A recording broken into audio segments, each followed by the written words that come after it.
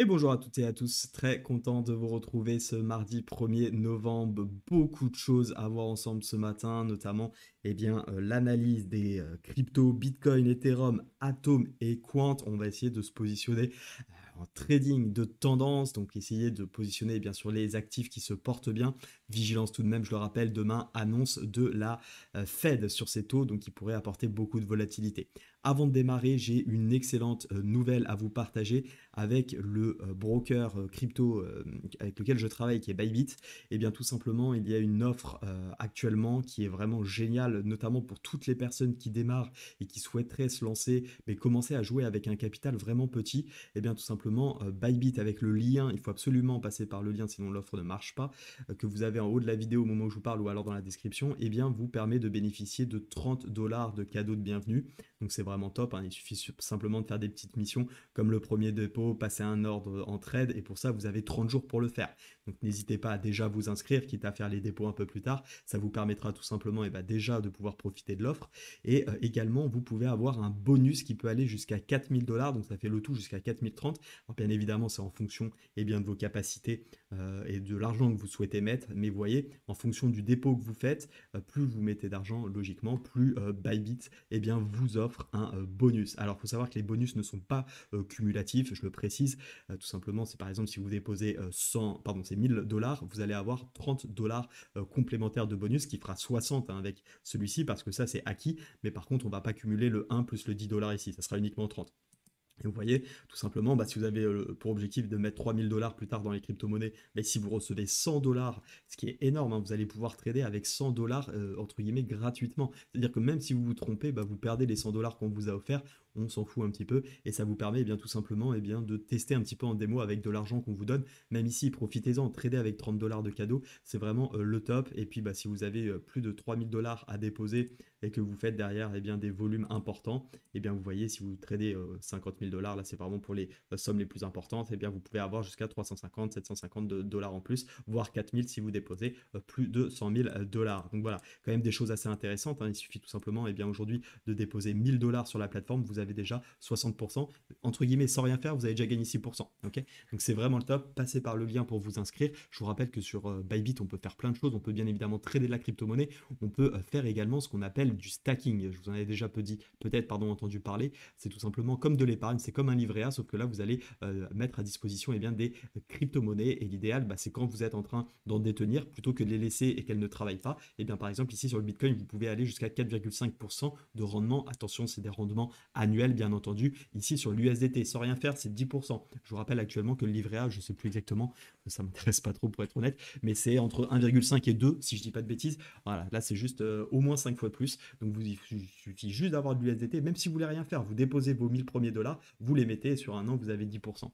Ok, donc ça, c'est vraiment le top, c'est ce que vous pouvez faire. Et puis après, vous pouvez trader tous les actifs, bien évidemment, qui sont disponibles sur la plateforme, avec derrière, aussi la possibilité de trader avec du levier. Je vous invite pas à le faire pour l'instant si vous êtes débutant, vous y ferez plus tard. Et la dernière chose, pardon, que je vous ai pas dit, c'est si vous achetez de la crypto-monnaie en spot, c'est-à-dire pas du tout avec le levier, pas sur le marché futur, juste le marché standard, hein, avec Bybit, et bien tout simplement, c'est écrit ici, vous avez jusqu'au 31 décembre 2022 une offre exceptionnelle, il y a 0 frais sur les paires, d'accord. Vous pouvez acheter de la crypto-monnaie gratuitement en spot. Il n'y a pas de frais. Donc vraiment, c'est une offre géniale pour commencer. Et puis même pour ceux qui n'ont pas commencé, hein, ça vous permet de bénéficier de quelques dollars, comme je vous l'ai dit juste avant. Donc profitez-en, c'est sur le lien.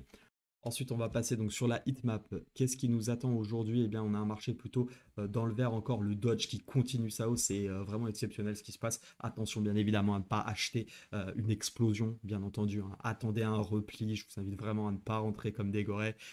Laissez le temps à la crypto d'exploser si elle doit exploser. Il y a d'autres opportunités, d'accord? C'est pas parce que vous avez raté le Dodge que vous êtes nul. Il y aura plein d'autres choses à faire sur le marché, surtout s'il décide de se retourner à la hausse. Pour l'instant, je vous rappelle que dans l'ensemble du marché, on est quand même plutôt dans une tendance de fond baissière, donc attention à ne pas se précipiter. On aura tout le temps de prendre des achats lorsque le marché sera à la hausse. En tout cas, le Bitcoin qui tient sa zone, c'est très intéressant ce matin. Les 20 622, le TH qui n'a pas validé la divergence potentielle dont on avait parlé hier, donc plutôt également intéressant, il pourrait être amené à tenir la zone.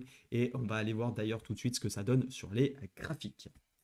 Et on se retrouve donc sur Bitcoin suite à l'analyse que l'on a fait hier, et on va voir un petit peu ce qu'il en est. Alors ce qui est intéressant, c'est qu'on tient toujours cette zone. Pour le moment, Comme je vous l'avais dit, j'ai un peu peur qu'il ne se passe pas grand-chose d'ici tout simplement demain. Je pense que le Bitcoin va continuer à osciller entre ces deux bandes, hein. De toute façon, il reste que enfin, il reste que deux bougies en daily, enfin même une seule en clôture.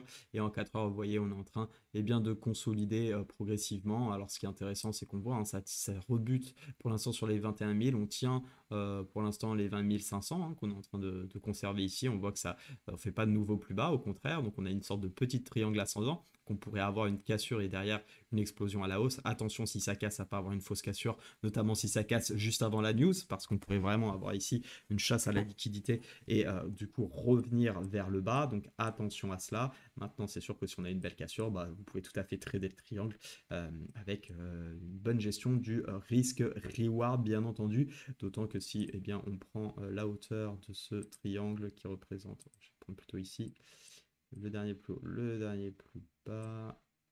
Tac, on reporte sur la zone de cassure. Ça nous emmène presque à l'objectif du dernier plus haut qu'on avait défini. Donc pourquoi pas, ça peut être intéressant. Bon, attention, il est un peu light, hein, ce triangle. Pour l'instant, il est surtout un triangle 4 heures.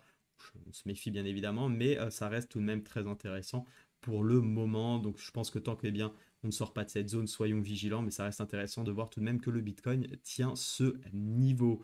Au niveau d'Ethereum maintenant, alors rappelez-vous, on avait vu cette potentielle, je vais me mettre en daily, cette potentielle divergence qui n'a pas été validée, donc ça c'est plutôt intéressant, ça veut dire que ça annule pour l'instant le scénario baissier. Alors bien évidemment, elle n'est pas encore finie, hein. On peut très bien clôturer en dessous ce soir et valider sur cette bougie la divergence. Et auquel cas, vous savez, moi, ce que j'attends, c'est cette zone des 1400. Peut-être que la news de demain va me permettre de me positionner. On verra. Mais là, pour le moment, pas grand-chose d'autre à faire. On voit qu'on est pile poil sur la zone verte qu'on avait tracée ensemble. Donc pour le moment, eh bien, restons prudents, bien sûr, sur l'Ethereum.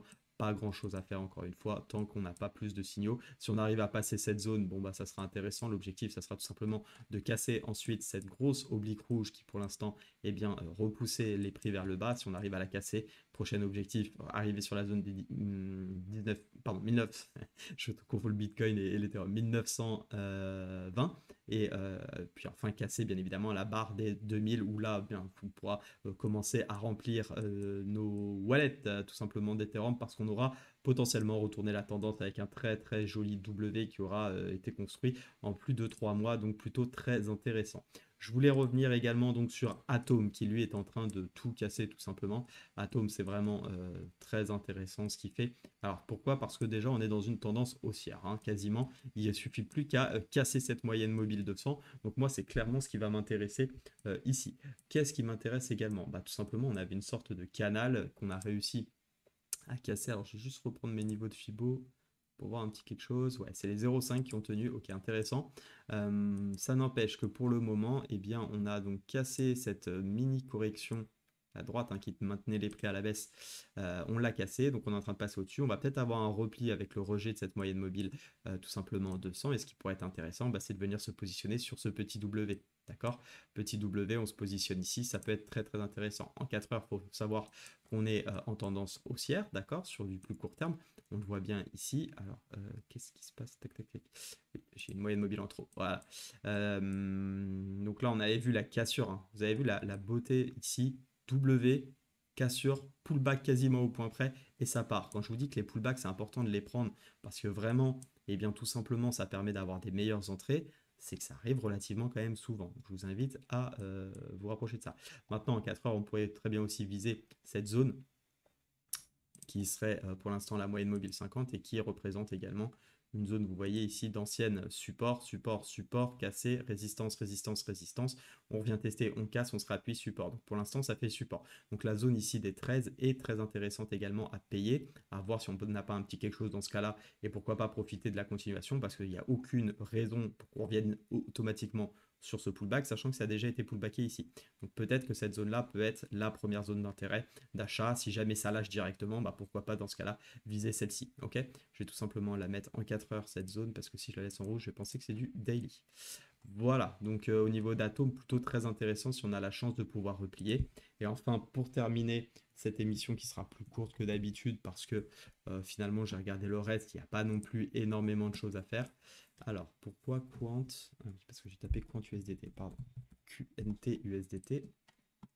Et Quant, on est vraiment sur une zone qui, moi, en swing, me plaît énormément. Vraiment très, très intéressante cette zone. pour rappel, hein, quand on est vraiment belle tendance haussière, les 3 moyennes mobiles sont alignées.